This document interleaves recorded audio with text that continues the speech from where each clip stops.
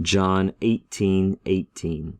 He stekesan de hoi douloi kai hoi huperetai anthrakian pepoekates hati psuchasein kai etherminanta ein de kai ho petros metauton hestos kai therminomenos. We continue to read about what's going on with Peter as Jesus has been arrested and is in this building with the chief priest.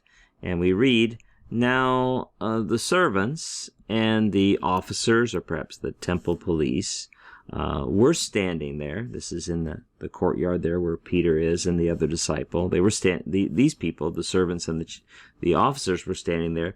And these people, having made a charcoal fire, right? They were out there having made a charcoal fire. This is just a perfect participle, nominative masculine plural, describing the servants and the officers there. Why did they make a charcoal fire? Well, because it was cold and they were warming themselves. And Peter also was standing with them and was warming himself.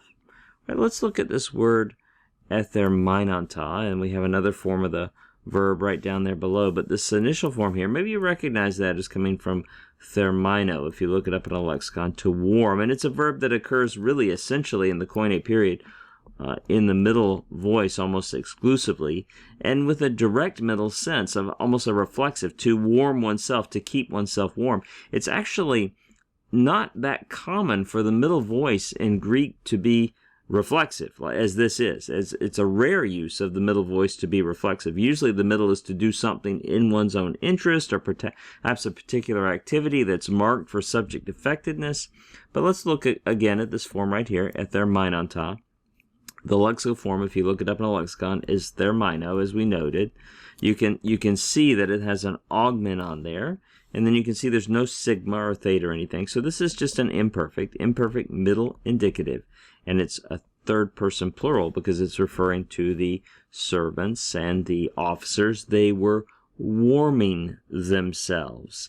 This final form down here is just a present middle participle. It's nominative masculine singular, and it's part of a periphrastic construction, right, where you have Peter was standing and warming, right? It's participles that complete the idea that's begun by the imperfect verb.